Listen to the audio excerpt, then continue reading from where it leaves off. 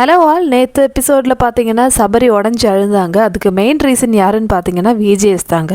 என்னங்க அப்படின்னு சொல்கிறீங்க பார்த்தீங்கன்னா, விஜேஎஸ் தான் வந்து சபரி நீங்கள் வந்து உங்களோட இமோஷன்ஸை காமிங்க, எதுவாக இருந்தாலும் காமிங்க, நீங்கள் வந்து அப்படியே வந்து இருக்காதீங்க, உங்களுக்குள்ளே இருக்கிற இமோஷன்ஸ் எல்லாமே வெளியே வரட்டும் அப்படின்னு கேட்கும்போது சபரி சொல்கிறாங்க, ஆமாம் சார், நான் வந்து அழவே மாட்டேன், எப்போவுமே யூஸ்வலாக நான் அழுததே கிடையாது, மேக்ஸிமம் கண்ட்ரோல் பண்ணுவேன், ஆனால் என்னால் எதுவுமே பண்ண முடியலைங்க அந்த மாதிரி பேசிட்டு எபிசோட்லேயே வந்து அழ ட்ரை பண்ணார். ஸோ அதுக்கு வந்து விஜேஎஸ் வந்து பொறுத்திருப்பா, எபிசோட் முடிஞ்சு உனக்கு டைம் கிடைக்கும், அந்த டைமில் நீ பண்ணுன்னு சொல்லிட்டு அவர் வேறு உசுப்பேற்றி விட்டு போயிட்டார். ஸோ இதுதான் நடந்தது. இதனாலே வந்து சரி நம்ம இனிமேலும் வந்து உடையலைன்னா அது தப்பாக போயிடும், ஏன்னா இந்த மாதிரி ஒரு சுச்சுவேஷனில் இருக்கார். குறும்படம் போட்டு விஜய் டிவியே வந்து வேறு வழி இல்லாமல் சபரி எக்ஸ்போஸ் பண்ண வேண்டியதாக இருந்துச்சு. இப்போ சபரியை வந்து அடுத்த ஸ்டேஜ்க்கு எப்படி எடுத்துன்னு போகிறதுன்னு சொல்லிட்டு கன்ஃபியூஸ் ஆகுறாங்க.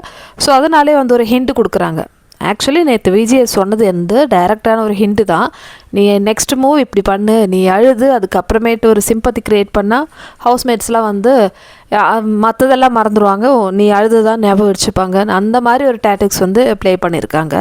ஸோ அதை புரிஞ்சுக்கிட்டு நம்ம சபரி வந்து நேற்று எபிசோட்லேயே வந்து பார்த்துருப்போம், ரொம்ப பங்கமாக அழுதாரு சொல்லலாம். ஸோ கஷ்டமாக தான் இருந்தது பார்க்குறதுக்கு. நான் தப்பு பண்ணிட்டேன், எனக்கு எதுவுமே தெரியல, எனக்கு புரியலன்னு சொல்லிட்டு தான் வந்து அழ ட்ரை பண்ணுறாங்க. ஸோ பார்வோட இன்சிடெண்ட் கம்பேர் பண்ணும்போது சபரி அழுது வந்து அப்படியே ஓவர்லாப் ஆகிடுச்சு. ஸோ அந்த இன்சிடெண்ட் வந்து எல்லாருமே மறந்துட்டாங்க, அந்த மாதிரி தான் இருந்தது பார்க்குறதுக்கு.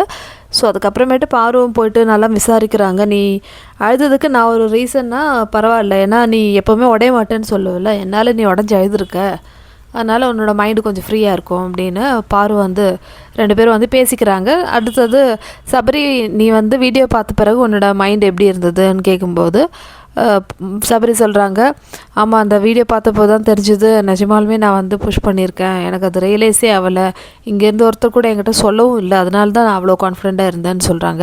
அப்போ யோசிச்சு பாருங்கள், இது யாரோட தப்புன்னு.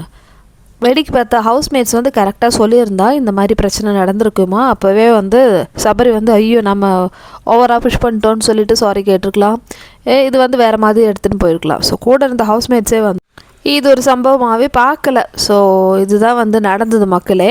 ஸோ அதுக்கப்புறமேட்டு சரி இனிமேலாவது சுமூகமாக போகும்னு நினச்சோம், அது எப்படி சுமூகமாக போகும்னு சொல்லிட்டு நம்ம பாரு என்ன பண்ணுறாங்கன்னா, அப்படி நம்ம ஆப்போசிட் கேங் இருக்கு இல்லையா, டாக்ஸிக் கேங்கு, பிரஜின், திவ்யா, சாந்திராலாம், ஸோ அவங்கக்கிட்ட வந்து சொல்கிறாங்க, இப்போ சபரி அழுது வந்து உண்மை தான், ஆனால் அதுவும் வந்து எனக்கு கேம் மாதிரி தான் தெரியுது, நம்ம வந்து சபரியை தூக்கணும், கனியை தூக்கணும்னு சொல்லிட்டு பிளான் பண்ணிகிட்ருக்காங்க.